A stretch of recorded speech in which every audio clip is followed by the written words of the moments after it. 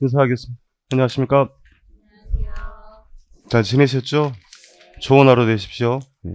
지난주보다는 조금 좋아졌습니다. 여러분 덕에 잘할게요. 예. 자, 교재는 27페이지 갑니다.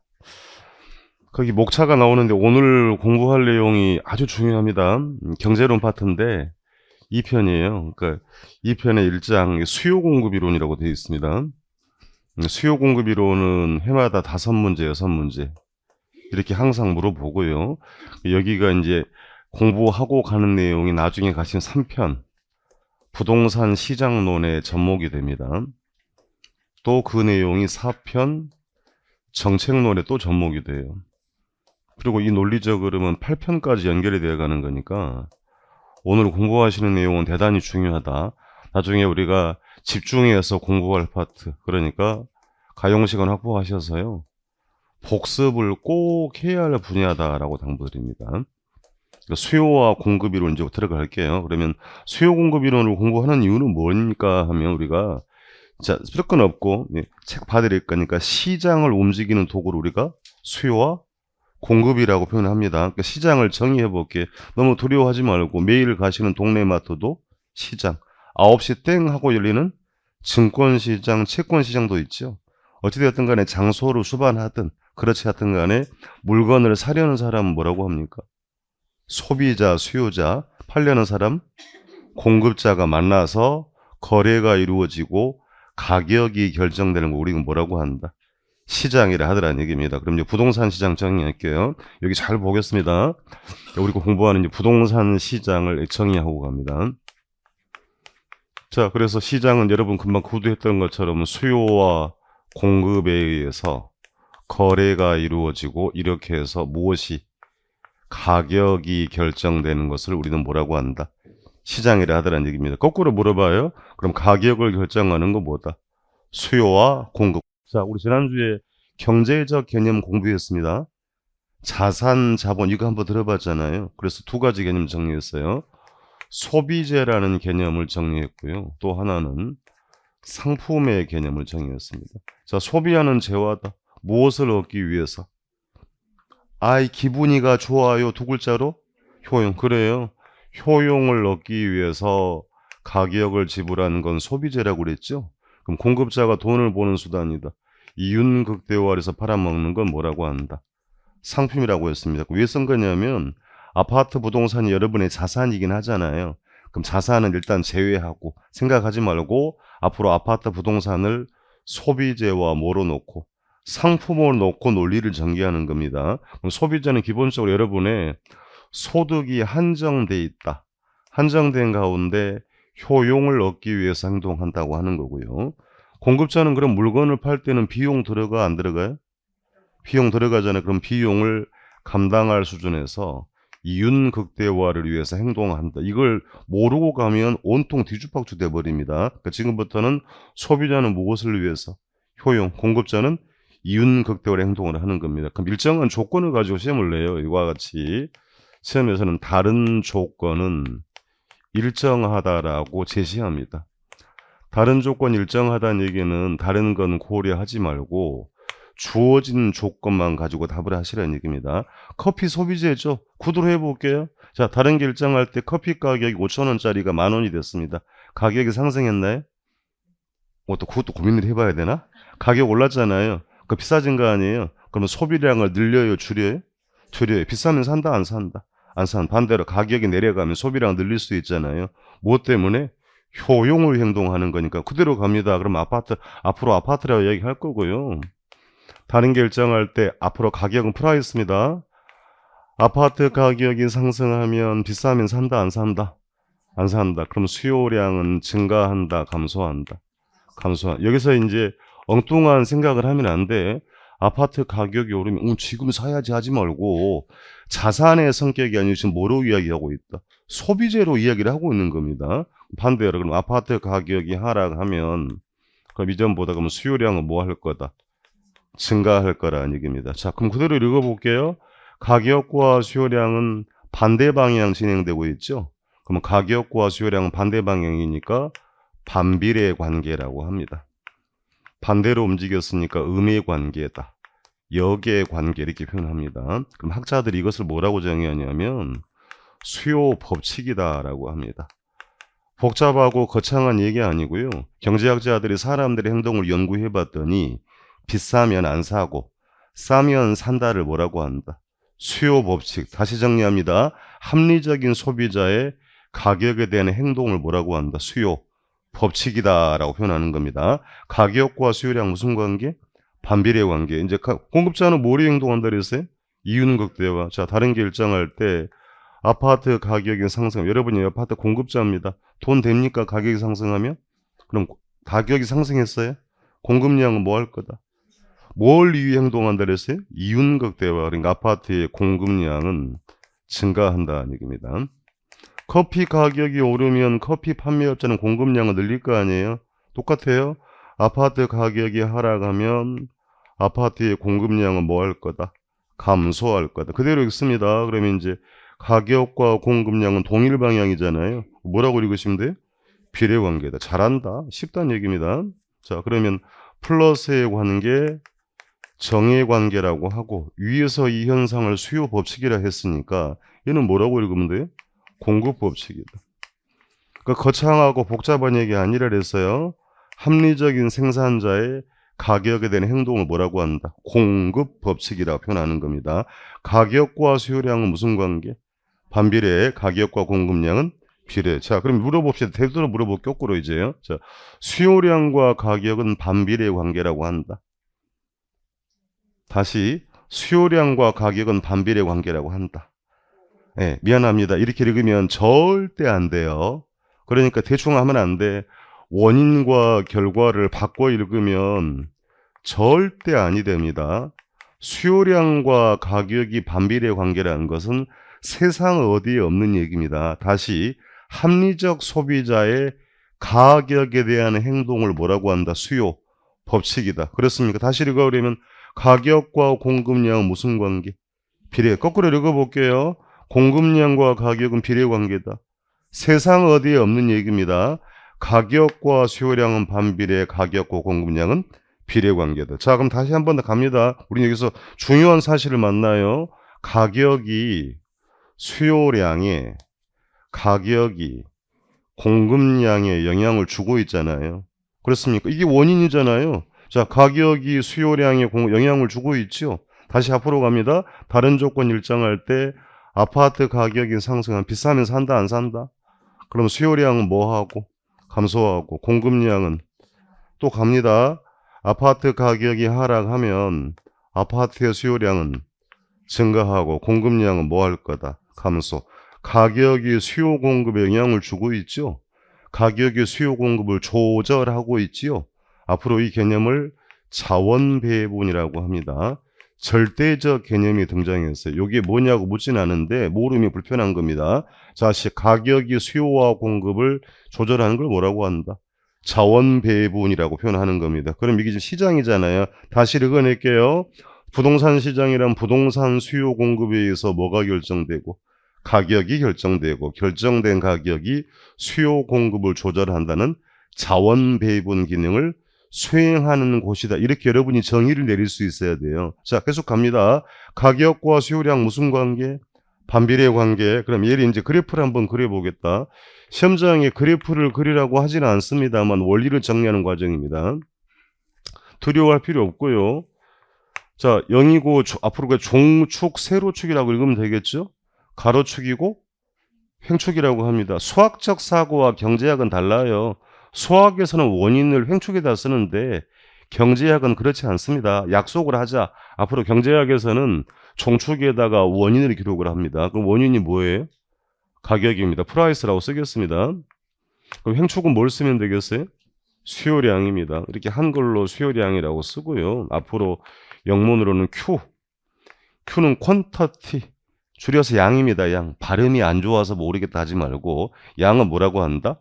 Q라고 하는. 그럼 읽어낼게요. 자, 가격은 위로 가면 뭐라고 읽으면 돼? 상승. 내려오면 하락이라고. 여기 0이니까 우측 가면 양은 증가라고 하고 왼쪽 가면 양은 감소하라고 합니다. 옮겨볼게요. 자, 주어진 가격 2만 원 할 때 사람들이 20개까지 구입할 의사가 있습니다. 자, 2만 원 할 때 몇 개까지? 20개까지입니다. 일단 그러면 제가 20개까지라고 했으니까 20개량이 최소량이에요, 최대량이에요?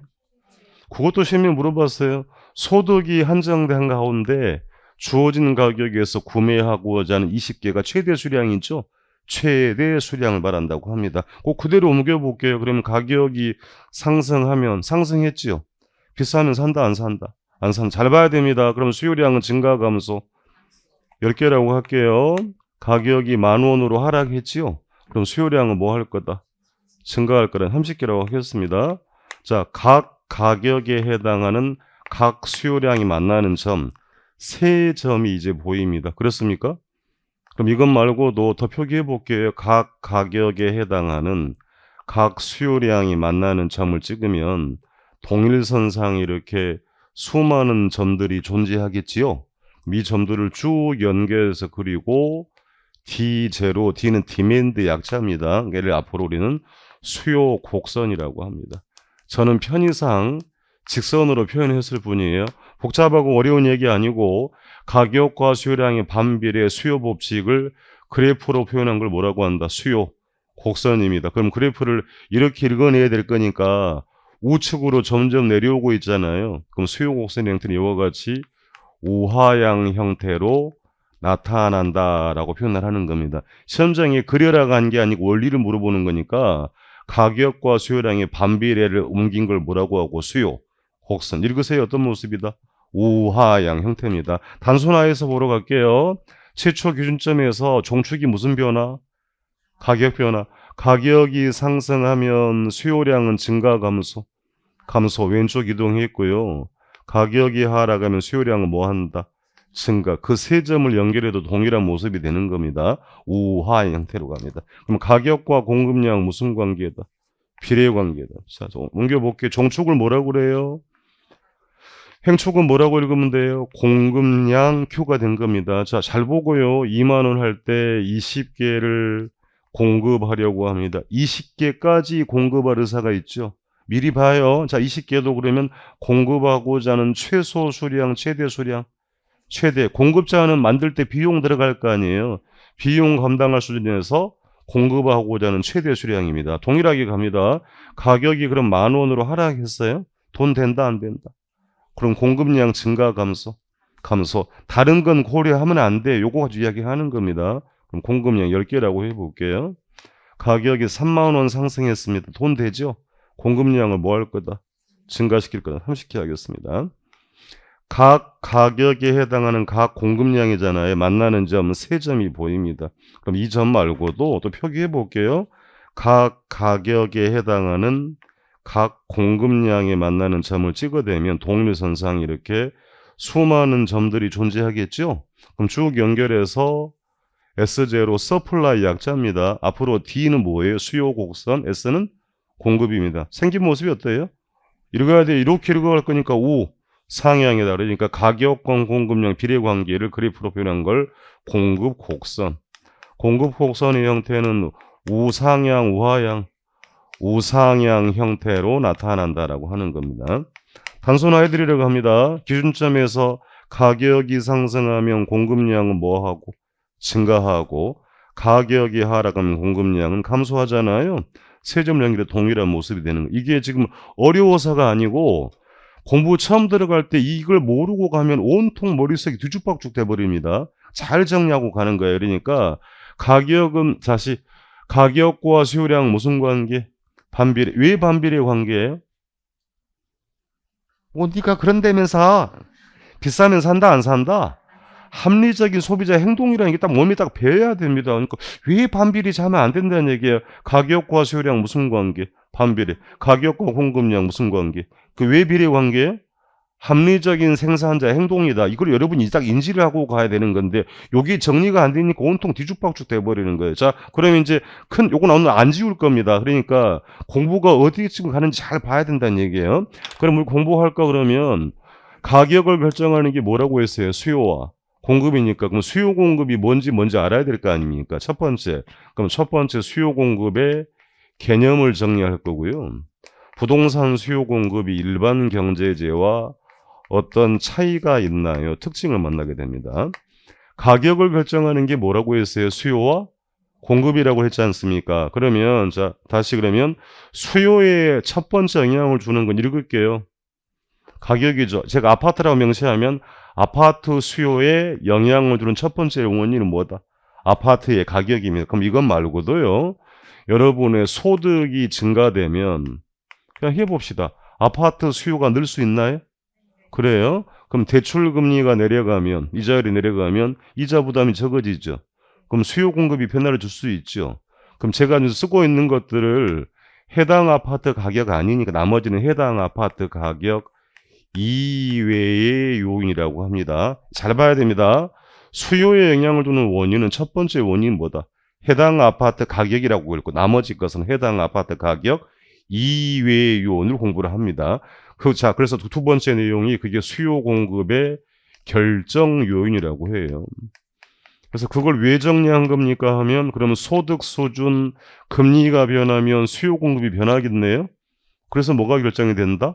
가격이 만들어지는 겁니다. 그럼 세 번째 정리할 건 부동산의 가격 프라이스하고요. 거래량, 균형 거래량의 변화를 정리한다. 이게 논리적 흐름으로 쭉 연결이 되어 가는 거니까 앞에서 꼬이면 뒤에서 꼬여요. 잘 보고 갑니다. 작년 시험 35시험 요놈만 가지고 올 네 문제를 물어봤어요. 그만큼 중요하다. 여기서 안 끝납니다. 이 내용은 3편, 4편에 전부 다 접목이 되기 때문에 딱 집중해서 여러분이 공부를 해야 할 사항입니다. 큰 틀 정리했고 교재로 갑시다. 처음 보신 거니까 28페이지입니다. 28페이지에 괄호 2번에 가서 기본 정의를 한번 봅시다. 부동산 시장을 정의합니다. 부동산 시장이란 수요와 공급에 의해서 뭐가 가격이 결정되고 끊고요. 다음 줄 끝에 그 가격이 수요 공급을 조절하는 현상. 그거 우리 뭐라고 한다? 자원 배분 중요한 개념입니다. 가격이 수요와 공급을 조절하는 자원 배분 기능을 수행하는 곳이다라고 정의를 한 겁니다. 괄호 3번에 가면 그걸 시험에 묻는 건 아닙니다만 처음 하는 거니까 합리적인 소비자 한수는 무엇을 위해서 행동한다? 효용을 위해서 행동한다고 기본 전제를 하는 거고요. 생산자 입장에서는 비용을 감당할 수준에서 끝에 세 번째 줄 끝에 이윤 극대화를 해서 행동한다. 이걸 여러분 인지를 하고 가야 문제를 푸는 겁니다. 지금부터 전개할 때는 아파트를 자산으로 보지 않고 뭐로 본다?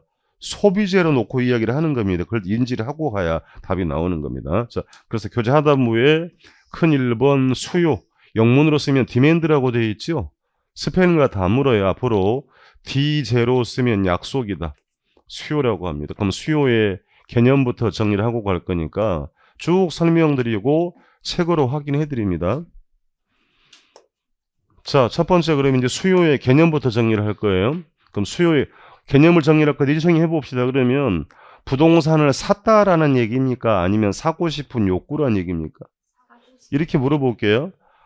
부동산을 많이 사서 가격이 오르는 겁니까? 아니면 사려는 사람이 많아지면 가격이 오르는 겁니까? 그래, 여러분 말씀대로 후자가 되잖아요. 그러니까 사려는 욕구를 말하는, 딱 한마디로 하면 샀다가 아니고 뭐다? 사고 싶은 욕구를 수요라고 하는 겁니다. 자, 쓸 건 없고 책 봐드릴 거니까 세 가지로 분리 정리합니다. 부동산 수요는 이와 같이 일정한 기간 동안에 부동산을 산 게 아니고요. 구매하고자 하는 욕구나 혹은 그 양이다라고 표현합니다.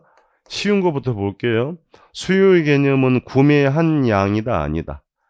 시험에 물어봤습니다. 실제로 구매한 양이 아니고 구매하고자 하는 의도된 양이니까 일이 발생하기 전이죠. 그럼 사후적 개념이 아니고 뭐라고 한다? 사전적이다. 그럼 시험에 이렇게 묻는 게 아니고 수요량은 실제로 구매한 양을 말한다. OX. 그렇게 물어요. 그게 아니고 구매하고자 하는 의도된 양이라는 얘기입니다. 그럼 욕구라고 했으니까 풀어내면 사고 싶은 마음은 구매 의사라고 하면 되죠. 그렇습니까? 그럼 그게 진정한 수요가 되려면 살만한 능력이 뒤따라와야 되는 거죠. 그럼 살만한 능력을 구매력이라고 표현합니다.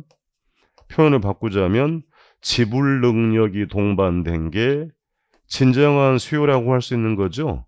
그렇습니까? 앞으로 그 수요를 우리는 유효 수요라고 합니다. 다시 그게 유효한 수요가 되려면 구매 의사는 물론이고 뭣도 있어야 돼? 구매력도 있어야 됩니다. 그럼 이걸 왜 물어봅니까 하면 부동산은 1,000원, 2,000원 하지 않죠. 큰돈이 필요하죠. 표현 정리해서 자금 조달할 능력이 되어야 시장 참여가 가능하다. 거꾸로 아무나 들어올 수 있다 없다.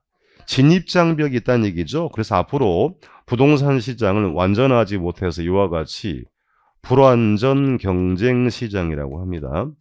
미리 좀 말씀을 드리면 겁내지 말고 완전 경쟁 시장이라는 건 현실에 존재하지 않는 이상적 모델이에요. 우리가 만나는 현실의 시장은 전부 다 불완전 시장입니다. 그럼 부동산 시장도 뭐라는 얘기예요? 불완전하다는 얘기는 아무나 시장에 들어갈 수가 없다라고 반증을 하는 겁니다. 거꾸로 그러면 구매 의사만 있고 구매력이 없다고 하면 유효 수요라고 쓰면 안 되는 거죠. 사고 싶은 마음만 있습니다. 이런 수요는 잠재적 수요, 잠재 수요라고 표현한다. 자, 그러면 내가 구매력이 안 되면 융자를 받으면 되죠. 융자 이용하면 잠재 수요는 못 될 수 있다.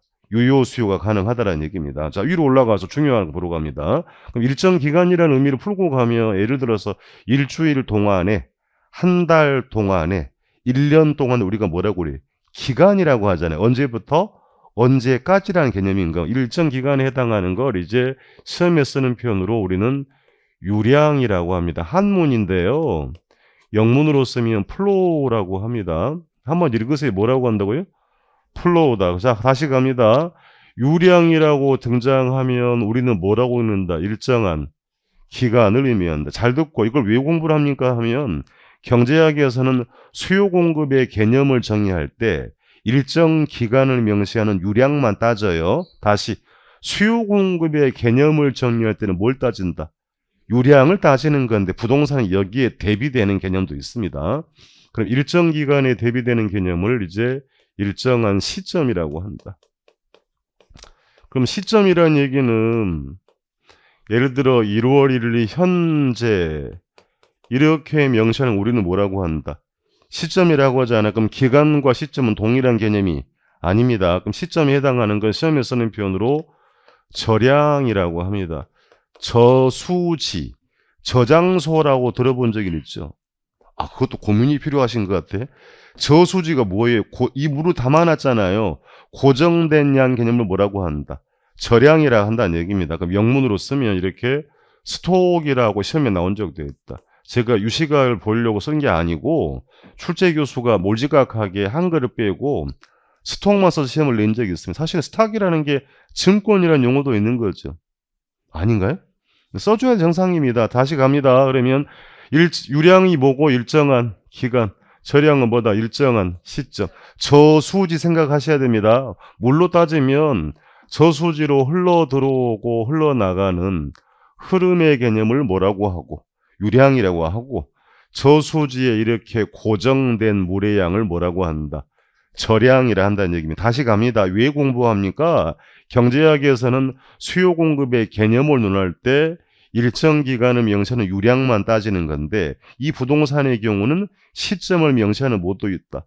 저량도 있기 때문에 물어보면 용어 잘 구분하셔야 됩니다. 유량은 뭘 말하고 일정한 기간, 저량은 일정한 시점. 바로 가면 여기 오셔야 됩니다. 다른 게 일정할 때 아파트 가격이 상승하면 공급량이 뭐 한다 그랬어요?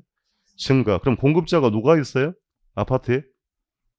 건설업자가 늘리는 공급이 또 있다. 또 있네. 누가 있을까?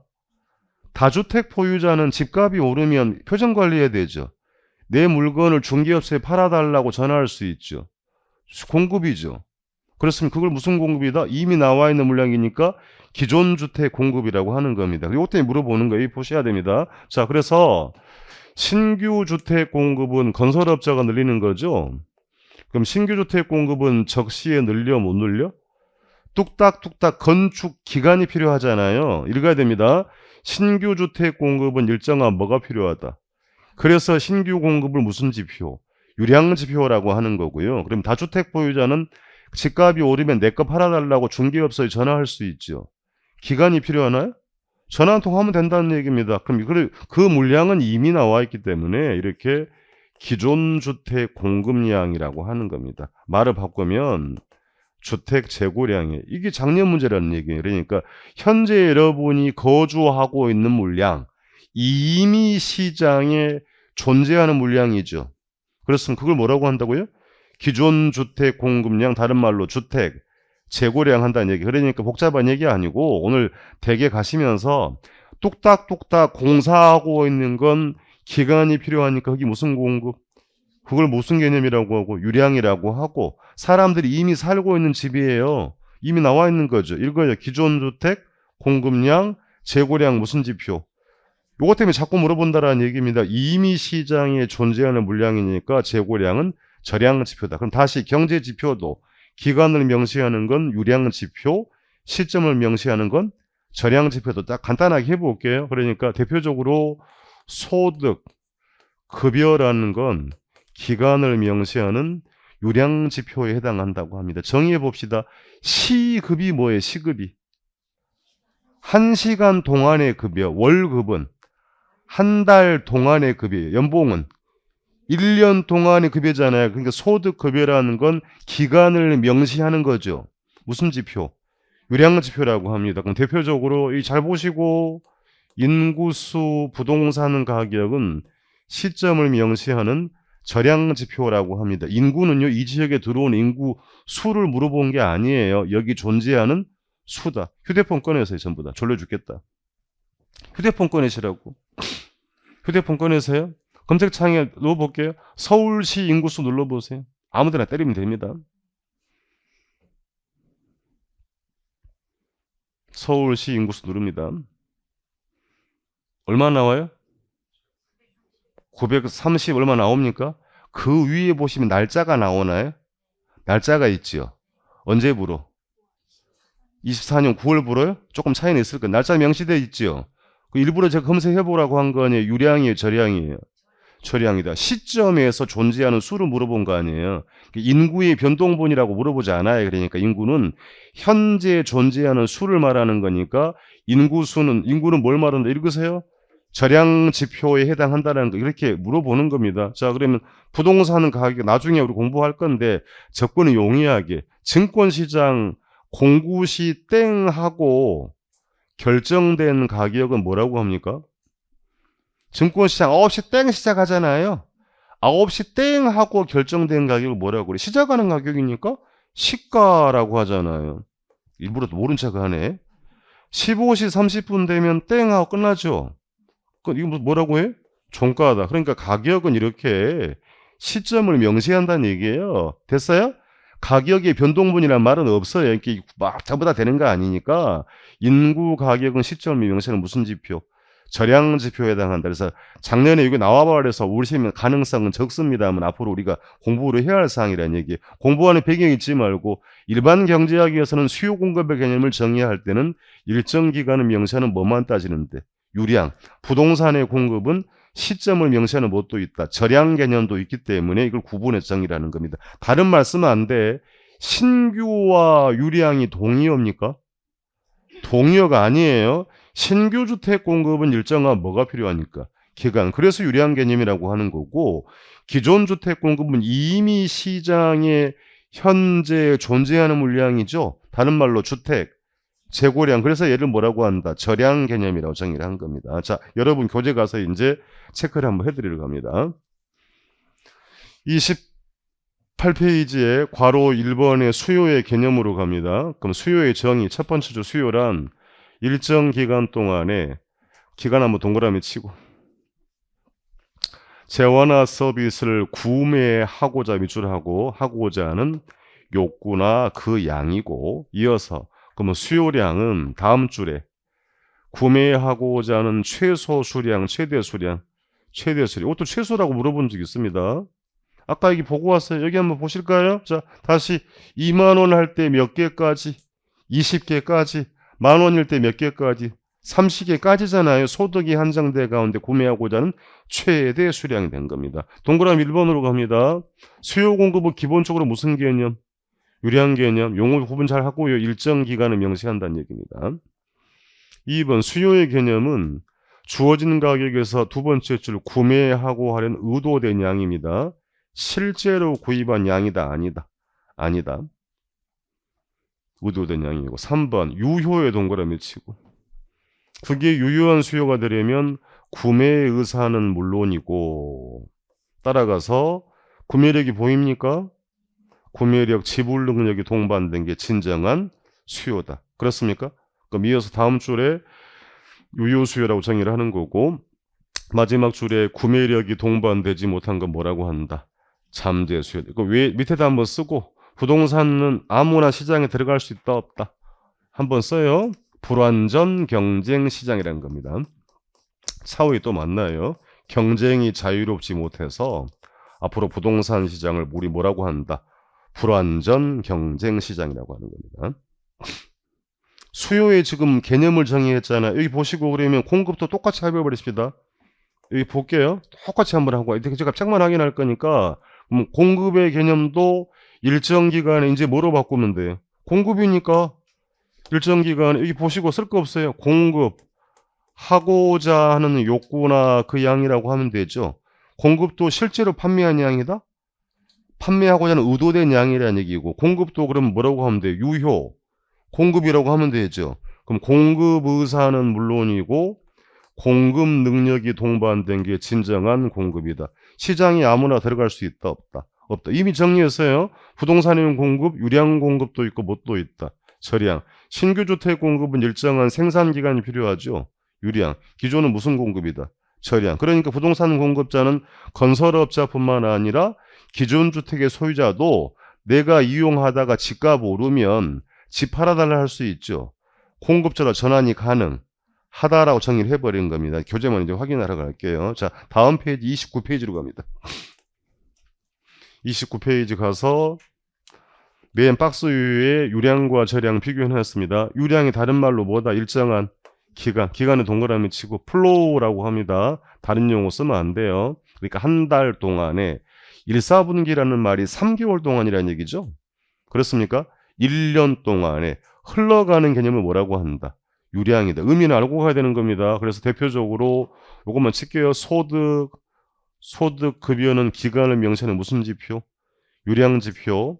별다른 말 없이 수요 공급이 나오면 똑같은 말이다. 소비 생산은 기간을 명시하는 무슨 지표? 유량 지표라는 얘기입니다. 기본적으로 수요와 공급, 소비 생산은 무슨 지표? 유량 지표에 해당하는 겁니다. 끝에 가서 신규 주택 공급량 왜 유량 지표라고 한다고 해보고요. 얘는 일정한 뭐가 필요하다. 기간. 그래서 유량 개념이라고 하는 겁니다. 다음 칸에 저량은 스탁이다. 시점 세모 칠게요. 저량 시점이고 12월 1일 현재라고 명시했죠. 현재라고 명시하는 건 기간이다. 시점이다. 시점 1월 1일 부로 현재라고 명시하는 건 시점 저량 개념이 되는 겁니다. 고정된 물의 양 그거 연상하셔야 돼. 저수지 저상소 고정된 양을 뭐라고 한다? 저량이라고 하는 겁니다. 대표적으로 확인해 봤습니다. 부동산 가격, 인구수, 기존 주택 공급량 이미 나와 있는 물량이죠. 다른 말로 뭐라고 한다? 재고량. 나머지는 차후에 볼 거예요. 당장 필요한 건 아닙니다. 더 많다. 그러니까 우리는 지금 지표를 뭐 외우란 게 아니고 공부를 왜 하는지 배경을 알고 가야 안 헷갈려요. 밑에다 한번 쓸게. 그러니까 이렇게 보유한 한번 써보세요. 밑에다가 존재하는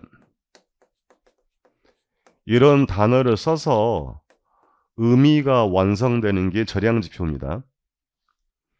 보유한 존재하는 써서 완성된 게 무슨 지표? 저량. 이게 한번 읽어볼까요? 그러니까 여기 보세요. 존재하는 인구수잖아요. 여러분이 보유한 부동산 가격 이미 존재하는 주택 재고량이잖아요. 해볼게요. 보유한 소득이라고 하나요? 국어가 돼야 안 돼. 안 되잖아요. 그러니까 되네 하지 말고. 그러니까 이제 앞으로 필요하기 때문에 말씀을 드린 거야. 팁을 말씀드린 거니까 이 단어 써서 완성되는 게 무슨 지표다? 저량 지표에 해당하는 겁니다. 종류와 차후에 우리 정리하면 되는 거니까 개념 파악을 하면 됩니다. 괄호 2번으로 가서 수요 함수로 갑니다. 펑션이라고 하는데 F 이 약자인데 이제 의미 이게 너무 겁내지 말고 그럼 함수가 뭐예요 하면 수학적 표현이긴 한데 이 보세요. 우리 함이라는 게 한문입니다. 함이. 우리 결혼 풍습에 함 사세요라고 들어본 적은 있죠. 요즘에 잘 안 한다. 함이 뭡니까? 보물 상자. 박스란 말입니다. 그러면 어떤 보물이나 하나씩 이렇게 끄집어내 보는 것처럼 수요의 정의가 뭐였어요? 사고 싶은 욕구라 그랬잖아요. 거기 영향을 주는 원인들을 쭉 나열을 하는 걸 뭐라고 한다? 수요. 함수를 한다. 잘 보셔야 됩니다. 자, 외우는 거 아니고. 자, 다시 이 수요의 정의 한 단어로 사고 싶은 욕구에 영향을 주는 원인을 표기를 한번 해보겠다. 그럼 첫 번째 원인이 뭡니까? 이거예요. 그냥 가격하지 말고 제가 아파트라고 했으니까 앞으로 해당 아파트 가격이라고 그럴 겁니다. 자, 아파트 수요에 영향을 주는 첫 번째 원인은 뭐다? 해당 아파트 가격이고, 나머지 여기 있네. 나머지 다 묶어서 해당 아파트 가격 이외 요인으로 구분 정리를 하겠다는 얘기입니다. 자, 그래서 이제 교재 하단부로 내려가면 회색 박스 볼게요. 책. 자, 책 봐드릴 거니까 여기 보셔야 됩니다. 보고 계신 동그라미 2번 밑에 이 회색 박스를 우리는 뭐라고 한다? 수요. 함수라는 얘기입니다. 일단 크기 좀 다시 볼게요. 설명드릴 거니까. 이것만 따로 분리해서 보겠습니다. 바뀌라. 보겠습니다. 자, 이를 뭐라고 한다고요? 수요? 함수다. 그러니까 읽어드릴게요. 부동산 수요에 영향을 미치는 원인들을 쭉 나열한 걸 뭐라고 한다? 함수다. 그러면 이제 첫 번째 원인이 나왔어요. 첫 번째 원인이 부동산 가격이라고 되어 있죠. 자, 아파트라 명시합니다. 아파트 수요에 영향을 주는 첫 번째 원인이 뭐다? 해당 아파트 가격이라고 읽을 겁니다. 이 잘 보고 슬롯이 되어 있잖아요. 그럼 인구, 소득 등은 해당 아파트 가격 아니죠. 나머지 다 묶어서 암기하는 거 아니고 해당 아파트 가격 이외 요인으로 구분하겠단 말이에요. 그럼 제가 한번 읽어볼게요. 암기하는 거 아니고 아파트 수요에 영향을 미치는 원인은 첫 번째 뭐고? 해당 아파트 가격이고 나머지 묶어서 해당 아파트 가격 이외 요인으로 구분해서 가는 겁니다. 자, 그러면 미리 보고 갈 건데 뒤에서도 언급을 제가 합니다만 인구수, 소득 수준, 대체재, 보완재는 시험에 자주 나오고요. 얘네들은 뒤에 우리 공부할 공급 변화 요인 아닙니다. 시험은 일정한 조건을 가지고 묻기 때문에 갖다 붙이면 안 돼. 그러니까 예를 들면 여기 보세요. 미리 들어보고요. 인구 유입이 늘면 아파트 공급이 증가한다. 이런 말은 없단 말이에요. 그럼 인구 유입이 늘면 아파트 수요가 뭐 할 거다? 증가. 그렇게 간단 말입니다. 그럼 두 개로 구분하는 이유가 있어요. 그럼 첫 번째 원인, 해당 부동산 가격이 변해. 잘 보시고 쓸 거 없어요. 그래서 수요량이 변하게 되면 결론부터 이런 현상을 앞으로 부동산 수요량의 변화라고 합니다.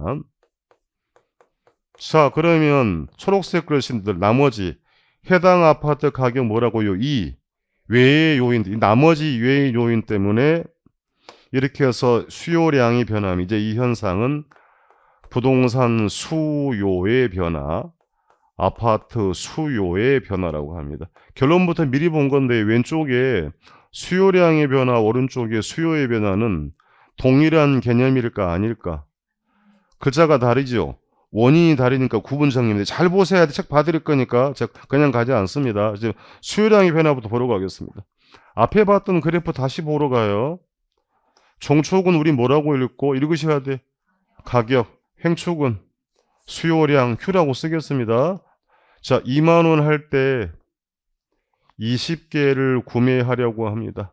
가격이 하락했죠. 하락하면 수요량은 뭐 할 거다? 증가할 거다. 30개 합시다. 가격이 상승하면 수요량은 뭐 할 거다? 감소할 거다.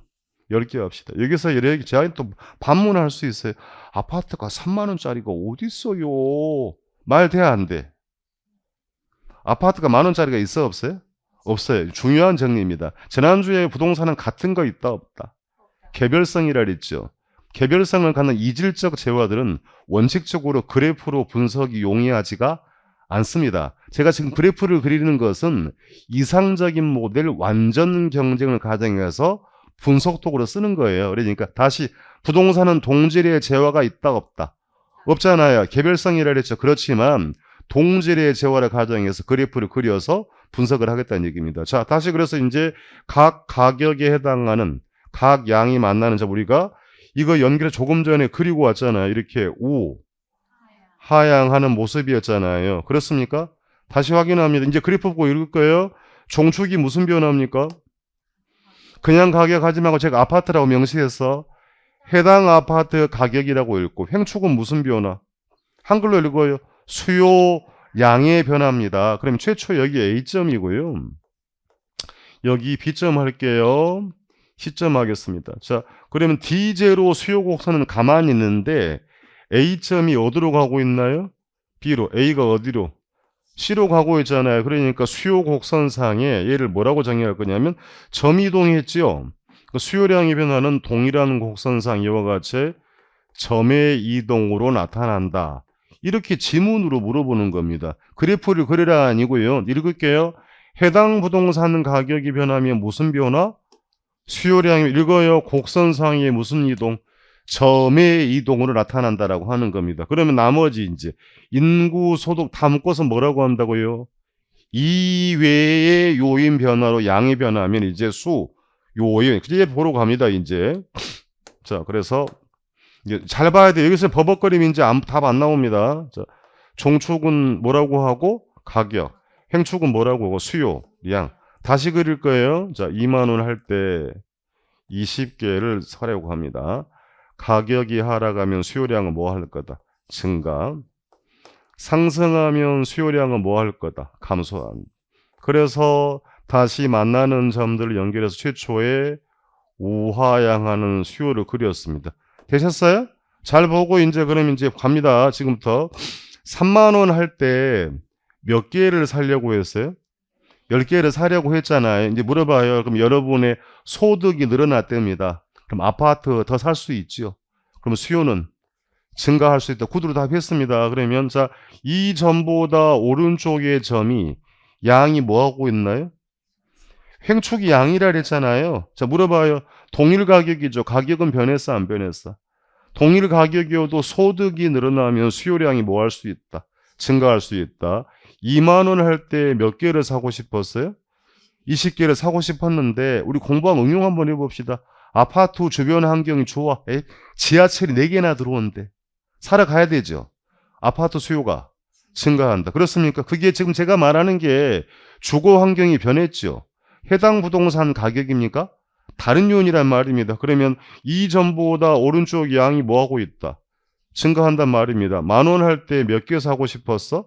30개를 사고 싶었어. 금리가 내려가면 이자 부담이 적어지죠. 아파트 수요는 증가할 거란 말이면 그럼 이 점보다 오른쪽 양이 뭐하고 있다? 증가. 그러면 최초의 D0를 어떻게 그리냐면 다시 보셔야 돼. 여기 점점점을 모두 연결해서 그렸잖아요. 그럼 다시 가요. 따라오세요. 그럼 이 점 3개 말고도 동일선상 이렇게 수많은 점들이 이렇게 존재하겠지요. 그렇습니까? 아니야? 다시 3점 말고도 많은 점이 존재할 거 아니에요. 요걸 쭉 연결해서 그린 겁니다. 그럼 새로운 D1이 만들어졌어요. 그럼 어떻게 된 겁니까 하면 D0 곡선 자체가 이동했죠. 여기 보시고 여기는 곡선상의 무슨 이동? 점의 이동. 그러면 수요의 변화는 곡선 자체가 이동을 했잖아요. 이 현상을 뭐라고 한다? 수요의 변화라고 한다. 그러면 우측으로 갔으니까 우리 뭐라고 읽어야 돼요? 우측표 좌우는 양이 변한다 그랬잖아요. 그럼 D1으로 가는 걸 앞으로 수요에 뭐라고 한다? 증가라고 한다라는 얘기입니다. 그럼 왼쪽으로 가는 경우도 있겠단 말입니다. 다시 가요. 3만 원 할 때 몇 개를 사고 싶었는데 10개를 사고 싶었는데 대출금리가 올라간답니다. 그거 하나만 따지는 거야. 이자 부담 늘죠. 구두로 합시다. 아파트 수요는 증가 감소. 그럼 이 점보다 왼쪽의 양이 뭐 하고 있어요? 감소하고 그 느낌 있어야 돼요. 자, 가격은 변화가 있어 없어? 없는데 금리가 올라가면 아파트 수요량이 뭐 할 수 있다? 감소할 수 있다.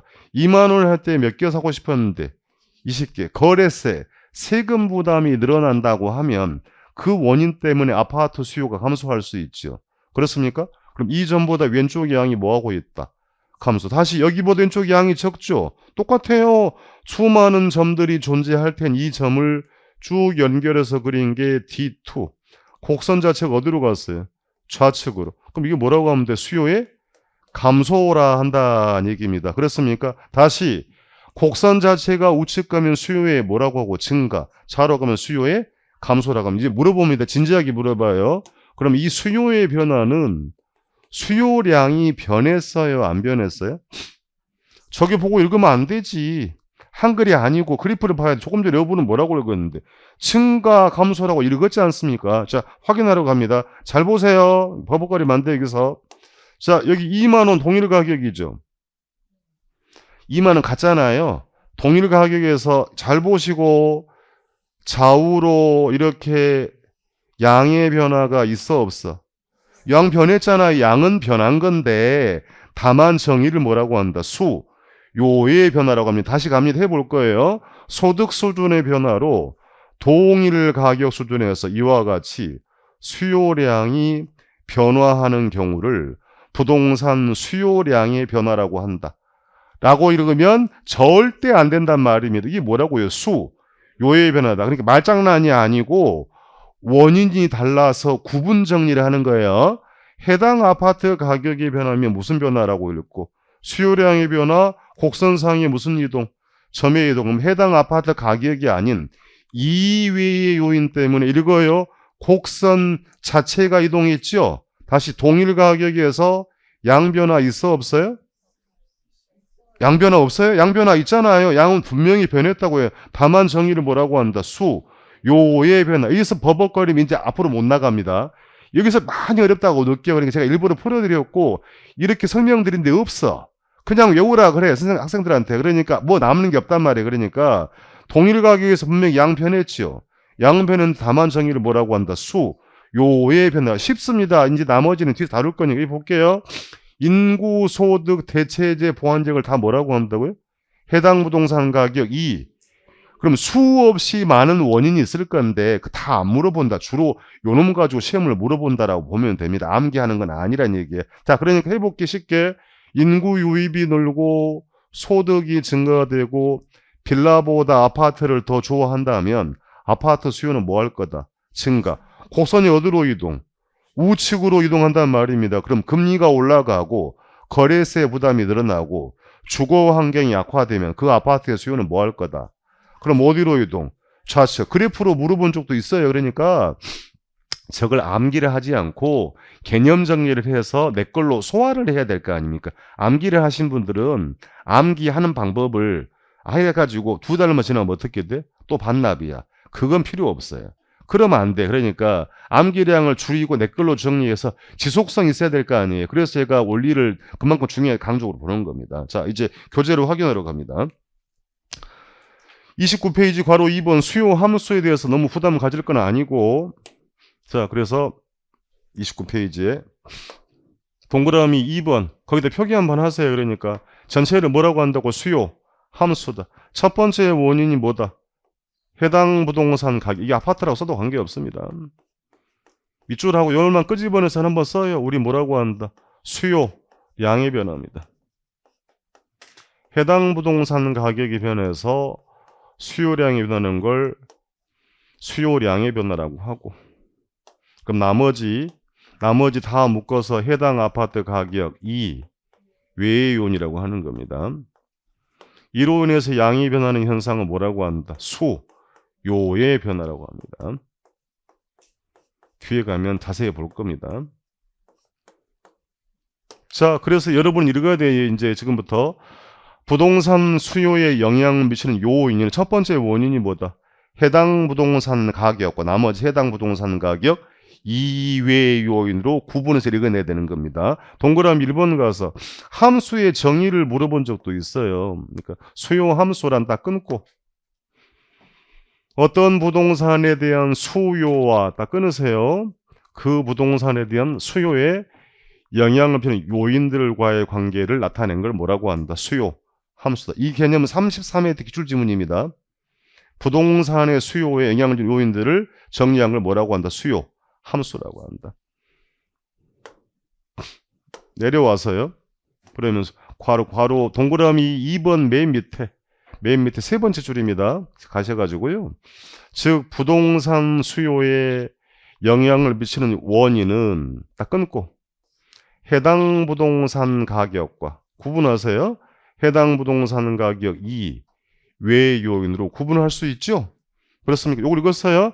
해당 부동산 가격과 해당 부동산 가격 이외 요인으로 구분했습니다. 괄호 3번 수요 법칙으로 갑니다. 수요 법칙이 뭐라고 했던가요? 여러분이 정의하세요. 네가 해줘 하지 말고 써요. 불편하니까 합리적인 가격에 썼습니다. 여러분. 이게 복잡한 얘기가 아니니까 가격에 대한 합리적인 소비자의 행동이다. 그러니까 이게 모르다 보니까 자꾸 헤매는 겁니다. 가격에 대한 합리적 소비자의 행동을 학자들이 뭐라고 붙여놓은 거다? 수요 법칙이다. 거창한 얘기 아니라 그랬습니다. 그럼 다른 조건 일정할 때 끊고 부동산 가격이 상승하면 비싸면 산다 안 산다? 수요량은 감소하고 반대로 가격이 하락하면 수요량이 증가하는 경우죠. 그럼 가격과 수요량의 반비례 음의 관계를 뭐라고 한다? 수요 법칙이다. 가격에 동그라미 치고 써야 됩니다. 가격은 원인입니다. 수요량 결과예요. 뒤집어 쓰면 안 돼. 수요량과 가격이 반비례라는 건 세상 어디도 없는 얘기라 그랬어요. 집중해서 가격과 수요량이 무슨 관계? 반비례. 합리적 소비자는 본인의 뭘 위해 행동한다? 효용을 행동하기 때문에 가격과 수요량은 반비례 관계입니다. 자, 다음 페이지 가서 다음 페이지죠. 30페이지. 하단부에 동그라미 4번은 지금 2번 안 볼 거예요. 밑에 내려오셔야 됩니다. 괄호 4번의 수요 곡선. 수요 법칙을 그래프로 표현한 걸 뭐라고 한다? 수요 곡선이다. 마지막 줄입니다. 부동산 수요 곡선은 우상향, 우하향 형태의 곡선이 되는 겁니다. 그걸 여러분 교재 확인하면 종축은 무슨 변화? 해당 부동산 가격, 횡축은 수요량에 이거 뒤집어 쓰면 안 돼. 항상 종축이 경제하기는 원인입니다. 자, P0 수준에서 양은 어디입니까? Q0. 점한번 찍어보고 그럼 표기 한번 해보세요. 간단하게 가격이 상승하면 수요량은 증가 감소 왼쪽 감소해서 점 찍고 가격이 하락하면 수요량은 뭐한다? 증가한다. 그 점을 연결하는 게 D0 디맨드 수요 곡선 어떤 모습이다? 우하향 형태로 나타난다는 얘기입니다. 시험장이 그래프를 그리라고 하지 않습니다. 원리를 딱 정리를 하는 겁니다. 복잡한 얘기 아니고 합리적인 소비자 행동을 뭐라고 한다? 수요 법칙이고 가격과 수요량이 무슨 관계? 반비례 관계 표현한 게 수요 곡선 어떤 모습이다? 우하향. 그래프를 적어도 볼 줄은 있어야 됩니다. P2 수준에서 양은 어디예요? Q2다. P1의 양은 Q1이란 말입니다. 그러니까 우하향하는 모습이 됐어요. 됐어요? 기본 정리했고 그러면 이제 쉬었다 갈 건데 다음 페이지 목록만 확인합니다. 다음 페이지 타이틀이 뭐라고 되어 있어요? 이거예요. 수요량의 변화와 수요의 변화가 나오죠. 동의어다 아니다. 금방 정리한 내용이 잠시 이것을 구체화해서 보겠다니 그러니까 여기 스크린을 쭉 한번 정리하시고요. 여기에 흐름 파악을 못하고 가면 또 버벅거리는 거야. 그러니까 함수 해당 부동산 가격이 변하면 이거예요. 수요량의 변화, 곡선상의 무슨 이동, 점의 이동, 인구, 소득 등을 다 묶어서 해당 아파트 가격 이 외의 요인 변화로 동일 가격에서 양 변화 있어 없어요? 다시 여기 동일 가격이죠. 이거 보고 읽어야 되는데 양 변화 있어 없어요? 양 변했잖아. 양은 분명히 변했다고요. 다만 정의를 뭐라고 한다? 요의 그 시험 지문으로 물어보는 겁니다. 다시 가요. 그러니까 소득 수준의 변화로 동일 가격이죠. 이와 같이 수요량이 변화하는 현상을 뭐라고 한다고요? 부동산 수요의 변화. 우측 가면 증가, 좌로 가면 감소. 쉬었다가 이걸 정리를 할 거니까 흐름을 좀 잘 인지를 하시라 당부드리도록 합니다. 쉬었다 가겠습니다. 시간 금방 가버리네.